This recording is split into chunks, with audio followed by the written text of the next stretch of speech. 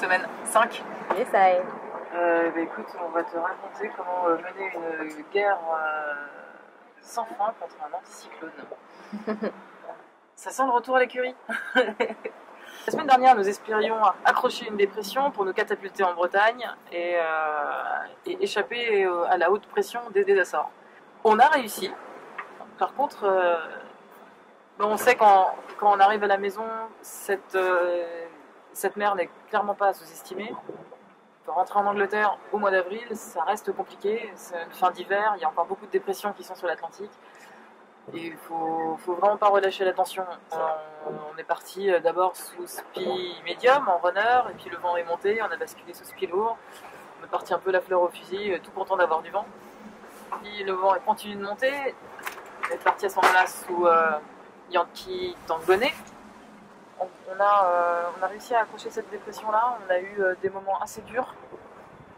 Le vent est monté jusqu'à 50-55 nœuds, avec surtout une mer assez très très grosse. En fait, la mer en Atlantique est beaucoup plus grosse que dans l'océan Pacifique ou Indien. Enfin, surtout dans le Pacifique, là où elle a le temps de se former, elle a le temps d'être très organisée, d'être rangée. Il n'y a rien pour la bloquer. Ici, elle est bloquée entre deux continents, avec des hauts fonds, avec des petites îles, et du coup on appelle ça un vrai chantier, quoi. On a une mer très croisée qui peut être comme très grosse, avec une base de vagues très étroite, et ce qui nous a valu quelques problèmes, où il y a un moment où une vague m'a eu, je vais pas dire par surprise, mais un peu, et on a couché le bateau. Tout va bien, on n'a rien cassé, tout va très bien. J'étais par contre très très impressionnant d'avoir Penduxis couché. Et voilà, depuis on est toujours à l'attaque.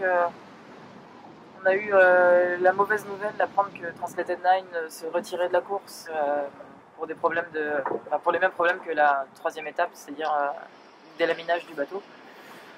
Mais donc on est évidemment très triste de perdre notre meilleur ennemi comme ça.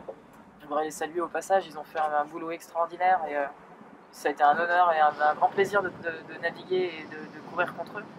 Et en fait, maintenant, on est en grande course contre la météo, c'est-à-dire qu'il y a une énorme anticyclone, toujours anticyclone des Açores, qui est là et qui nous court après. Et nous, on essaye d'être plus rapide que lui et de ne pas se faire croquer. Ils sont toute la flotte de l'EGR et dans l'anticyclone, avec 5 nœuds de vent. Et on est les seuls à s'être échappés et à avoir de l'air. Donc, on va faire ce qu'on s'est dit, hein. On va vite et on accélère à la fin. Et donc c'est exactement ça qu'on va faire. Donc maintenant on est en route directe pour l'entrée de la Manche. Ce sera probablement, j'espère, notre dernière vidéo. En tout cas faite sur le bord. Et puis on va voir si on arrive à s'en sortir sans se faire croquer par la haute pression.